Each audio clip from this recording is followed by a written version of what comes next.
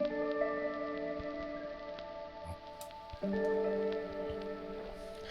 promise you, this coffee has given me life. It's been one hell of a week. I'm glad to see you. From the Vault 319 recording room, this is the Tweakable Podcast.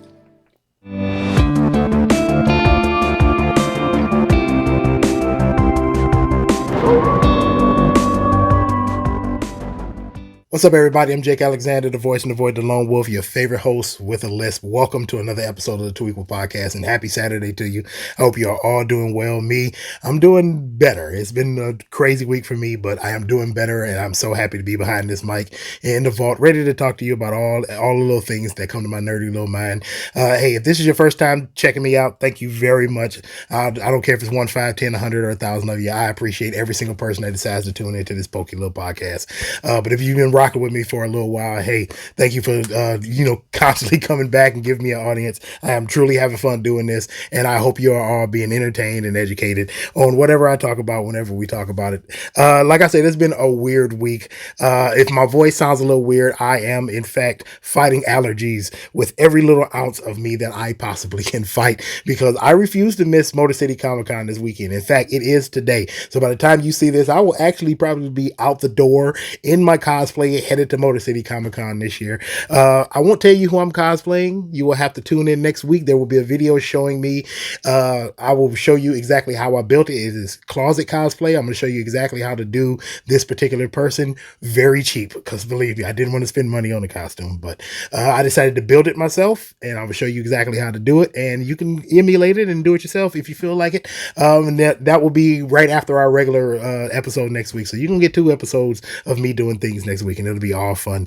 And besides that, outside of the allergies, I'm still a little shaken up. I got into a car accident yesterday, and I got rear-ended. It wasn't very bad, but it's still something that'll kind of shake you up. But I am fine. Everybody involved, because it was more than one car. It was actually 3 total. Everybody is fine. Everybody walked away. Everybody's car actually started up and took off. Mine's a little banged up, but she still runs. That's why I love my car. It is it is a fantastic vehicle. But yeah, everything is cool besides that. Like I said, it's been a weird week with that and allergies and everything else going on and trying to get ready for Comic-Con. But I am just so happy. Today we're going to do a little bit of news, and we're going to talk about that season finale for X-Men 97. And what a finale and what a series. And that is how you end a series, totally. But we're going to get to that later. And we're going to keep it simple, just like we did last week. Then we're going to get out of here. But first things first, let's get to the news. So first up on the news, we say rest in peace to legendary filmmaker Roger Corman. Now, when I say legendary, that is not an understatement. The man is known as the B-movie king for a reason.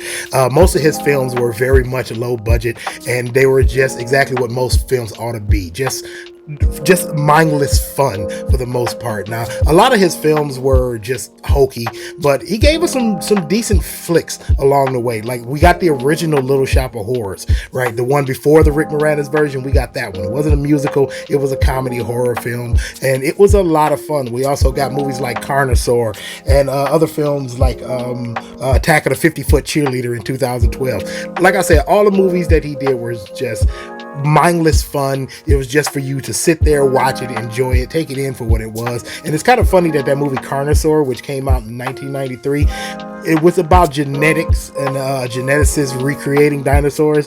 That sound familiar? Yeah, that exact same year, a month later in June, Jurassic Park dropped. And it's kind of funny, in his movie, Diane Ladd plays the geneticist, and in Jurassic Park, her daughter, who played Elliot, Dr. Sattler, that's her daughter, played by Laura Dern. So, those two things kind of go hand in hand. That's a little piece of knowledge, a piece of trivia that you can spring up on people later on if you didn't know.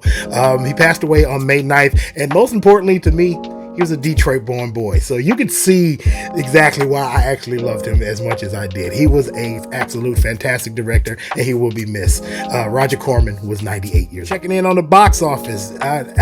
We knew it was going to happen. Kingdom of the Planet of the Apes came in at number 1 with 58, almost $59 million. Coming in at number 2, Fall Guy actually fell from number 1 to number 2.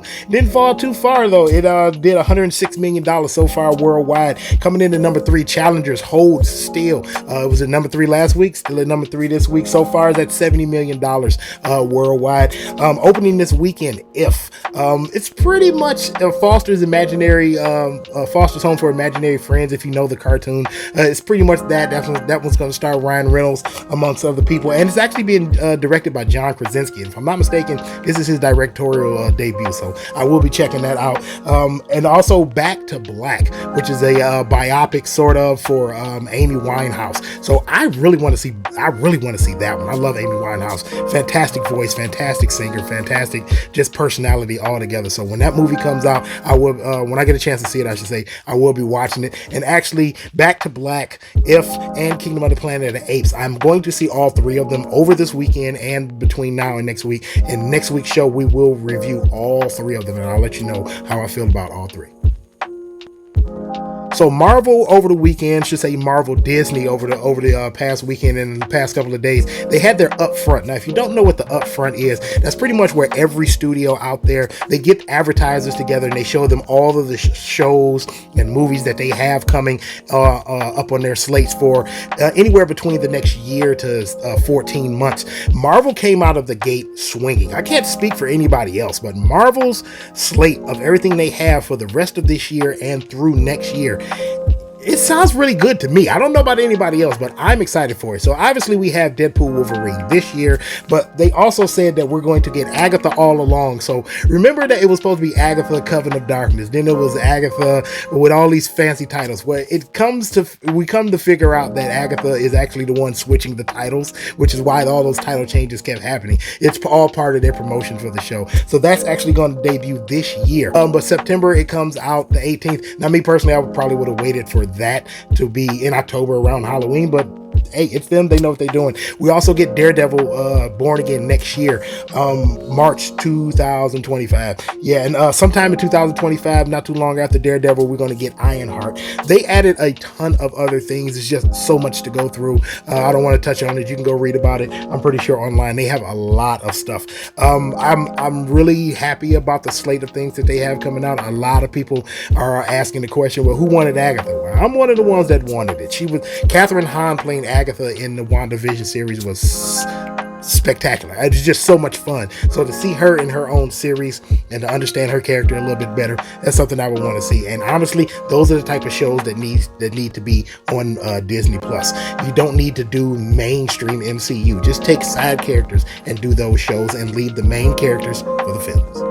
Cable is going to return. Now, I know I said that last week, but I guess Netflix got the memo and they decided to take their own counterpunching. So last week we told you that, well, basically cable is being reinvented, right?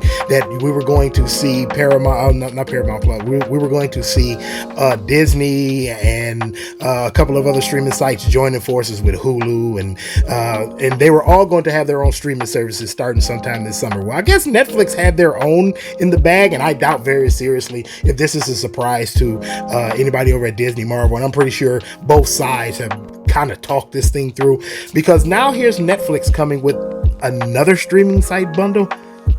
Yeah, basically they're just reinventing cable. So it's going to be it's going to be Netflix. They're partnering with Comcast, and they're going to have Peacock and Apple TV also. But the only problem with them, I think, compared to the other one, is that you kind of have to have Comcast in order to get the new one with Netflix and Peacock and all these other ones. I think that's a big mistake. I think Netflix is basically shooting themselves in the foot.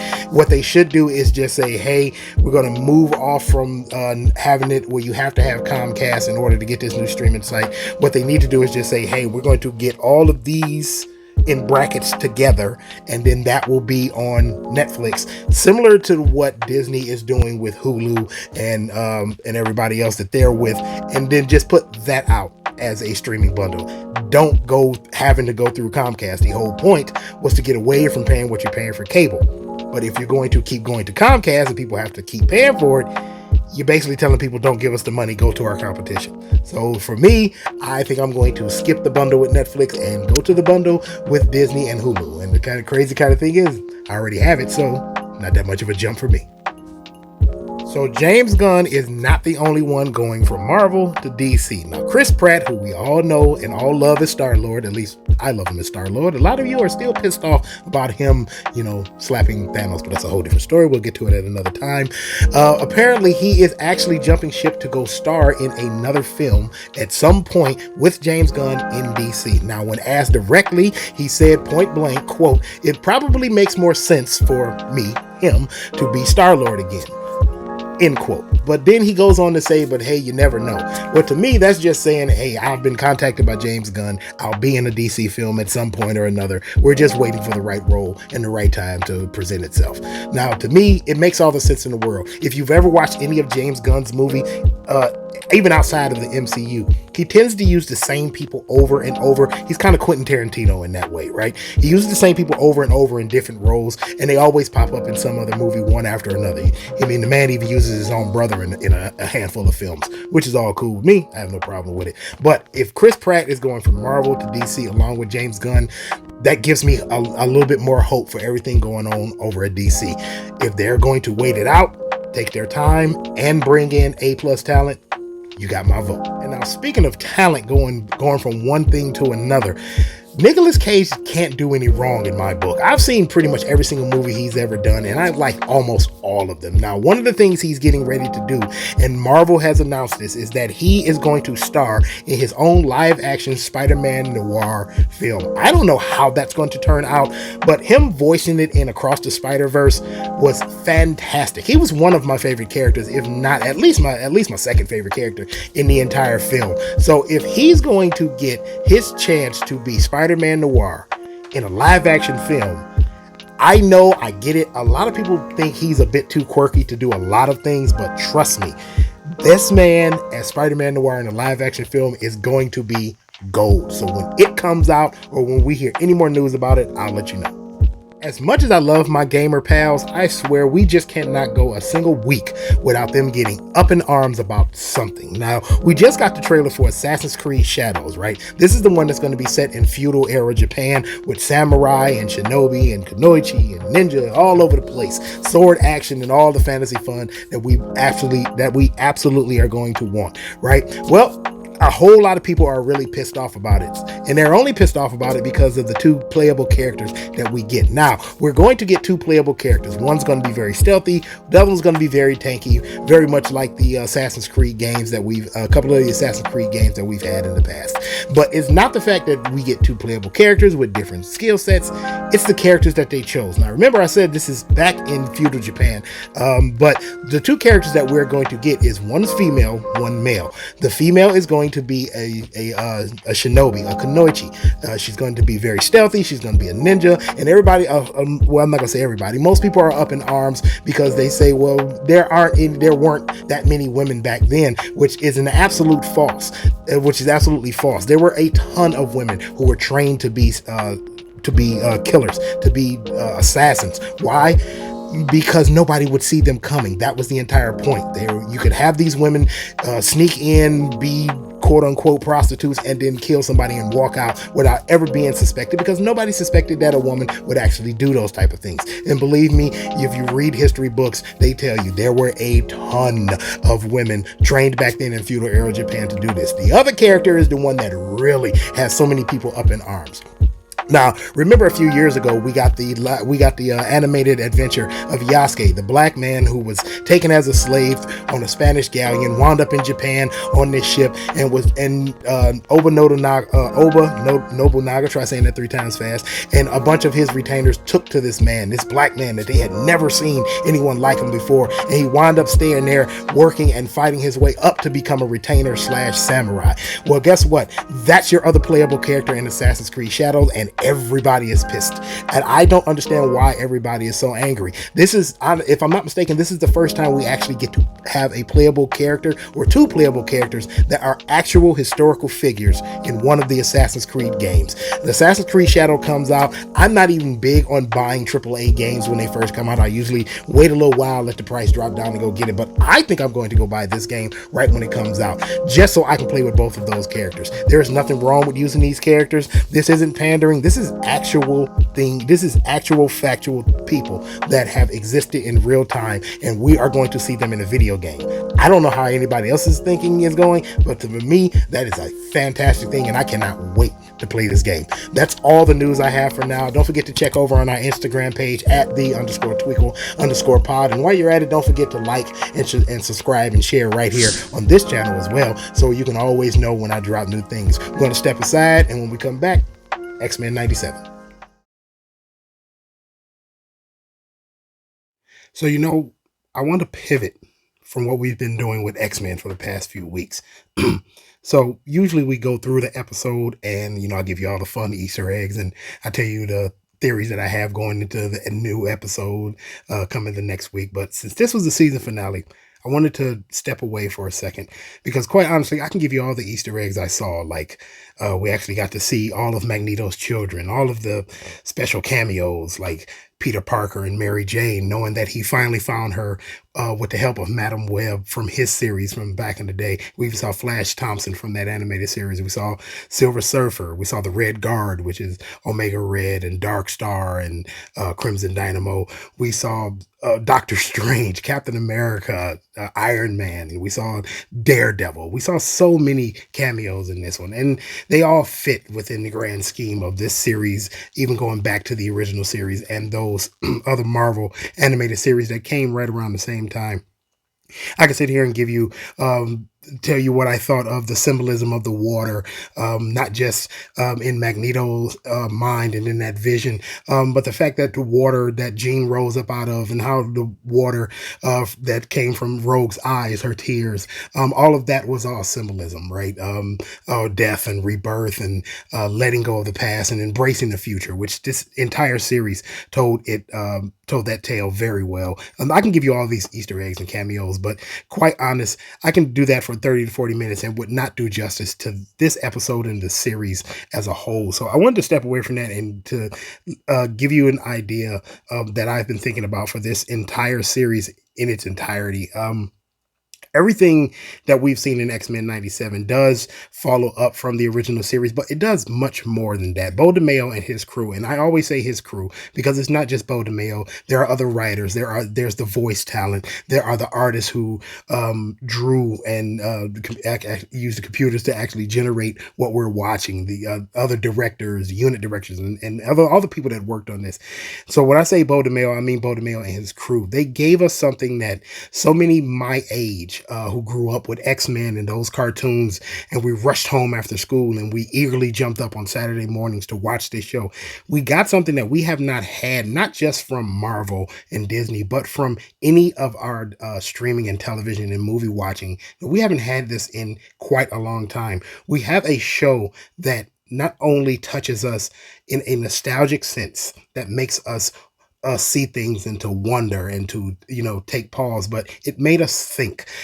There's so much backlash against TV and movies being pushed with messages and undercurrents into them. What they don't seem to understand is that we grew up with our shows giving us messages. I remember fondly as a kid watching G.I. Joe, and at the very end, it was always some little lesson to teach the kids who stayed to the very end. And we always got that famous tagline, and now you know, and knowing is half the battle. X-Men was no exception. While it may not have been as schmaltzy as G.I. Joe, and maybe not as on the nose as showing you a lesson, there was always something to learn in X-Men. And that moved over from the comics to the cartoons. And this idea that there was never anything political about X-Men, and Stan Lee never wanted it to be that way. Let us take two things into account. Number one, Stan Lee only ever wrote himself specifically anywhere between 15 to 20 issues of X-Men. That is it in its entirety. But you also remember that he was the editor-in-chief. He saw what X-Men was becoming politically, and he said, keep going. This is what I want. This is what these are the stories that needed to be told. It's why X-Men has lasted for so long. It's why X-Men has found its way into the lexicon of everything American. It is quintessentially everything that is American. It is quintessentially everything of the experience of black and LGBT and anybody who finds themselves out on the edges of society. That is always what X-Men was about. And this series does it so well without actually hitting you over the head with it. And I know that uh um the heads over at Disney don't want to do shows like this. And I'm starting to believe that is the reason why Beau DeMayo was fired, because he knew, if I'm going to do this show, it has to be realistic. It has to touch not just the nostalgic sense of people like me who have watched the older shows and who fell in love with these shows growing up, like I said, Saturday mornings and running home after school. This show has to touch everything that is now. It needed to be a show that brought us together, and it did. I know people who knew nothing about X-Men who have watched this show, who cried real tears when Gambit was killed, who looked at it and says, you know what? I'm just like insert whatever mutant's name it is. I love Jubilee as a character, probably more than any other character in X-Men. Why? Because I remember being exactly what she was back in the 90s. I was the mall rat. I was the kid who felt so ostracized, and I didn't know what to do with anything with my hands. So they were always in my pockets, and I felt just so out of place. But I was quintessentially 90s, always in the mall, always in the arcades. Just I was just like her. And even though she's female, I still saw myself in her and other characters. And so many of us who grew up with X-Men saw ourselves in those characters. And now that we're older, now that we can share it with our kids, there are children coming up behind us who see themselves in these characters as well. Beau DeMayo knew that. Everything that is in X-Men is exactly what Stan Lee has always said about what Marvel stood for. While DC was fantasy, gods and monsters and intermixed with humans, Marvel was always supposed to be everything you saw right outside your window. And that is what X-Men, more than any other property, I believe, in Marvel, truly was. And that's what this series gave us. But it also gave us something else that I have been trying to fight for so long. It gave us a nostalgic tick without actually giving us nostalgia. Yes, this is a continuation of the older show, and it is a very good continuation. But they gave us something new at the exact same time. A lot of the stories that they are adapting from the comic books into this show have never been adapted in any form of media outside of the comic books. It was in the comics, that was it. We haven't seen it in TV shows, we haven't seen them in films. Sure, Days of Future Past, yes, and we've seen the Phoenix Saga, but let's be for real, they were pretty much poorly done, and we haven't seen the extent and the beauty for which they could be until now. I have to tip my cap to them. Yes, there are a ton of Easter eggs that we can go over, but really what we need to be looking at is how do we get more of this? Not just within X-Men going forward with season 2 and hopefully a season 3 and a season 4. How do we get this across the spectrum for other Marvel properties? How do we get this idea to fester in the minds of everybody that is working DC to say, hey, look what's in the comic. Understand that we resonate with these for a reason. You don't have to change them. If there's a message within it, leave the message in it and just give it to us in live action form.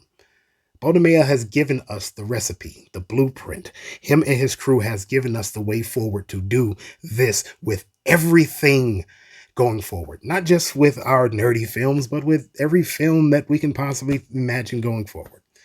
I tip my cap to them. I am totally in love with this show.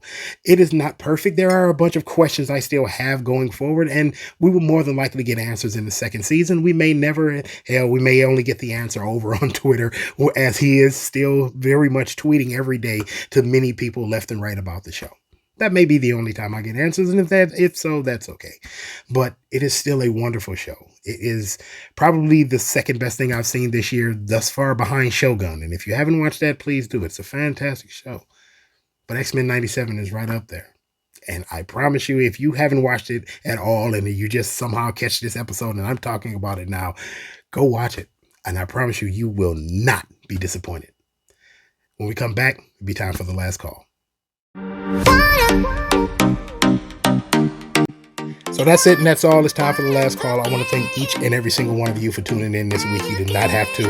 I always say it. I don't care if it's 1, 5, 10, 100, or 1,000 of you. I say it at the top of the show and at the bottom of the show. You could be doing anything, but you decided to hang out with me while I do this Pokemon podcast. But I truly appreciate it. Before we get out of here, let's talk about our weekend watch list. It's only 2 things on it, and one thing actually covers 3 things. Now, a movie called American Pop. If you have never seen this film, it is high time you go and watch it. It is one of my absolute favorite, not just animated films, but film in general. I remember falling in love with this as a kid, watching it with my father. I love animation, I love movies, I love music, and this one movie covers everything. So that one pick covers 3 of our categories. Our series pick is I'm not mistaken, it is the last thing made by Akira Toriyama before his untimely passing back in March. It is an anime series called Sandland. It's over on Hulu. I'm going to watch it. I'm also going to finish up the series Cop Art. I didn't finish it. I got I think 2 more episodes, and then I'm going to watch Sandland. After I watch Sandland, especially with it being Akira Toriyama's maybe his last thing he made before he passed, I definitely want to talk about that after I get done watching it. So make sure you tune into the episodes and make sure that you see what I have to say about it. I got a feeling it's going to be a lot of fun. It looks to be a whole lot of fun, but we know everything Akira Toriyama touched was pretty good. So it's time for us to go. Take care of yourselves this weekend. Like I said, I'm off to Motor City Comic Con. I'm going to have all the fun I can possibly have. We're going to talk about that next week when I show you exactly who I cosplayed as. I'm not going to tell you. I told you. You're going to have to tune in next week and figure it out. Don't forget to get out there and have some fun. Take care of yourself. Take care of everybody around you. Make sure you drink your water. Stay hydrated. That's always an important thing. And remember, if you are feeling alone, if you are feeling lonely, like you need somebody to talk to, like the darkness is closing in on you, pick up the phone, dial or text 988. You are not alone. You are never alone. There's always somebody there to talk to. Do not do anything. Do not have a permanent solution for a temporary problem. That was what it was told to me, and I believe that is some great advice that you can have with you. So we should end this episode the same way we end every episode. God bless. I love you, and peace. See you next time.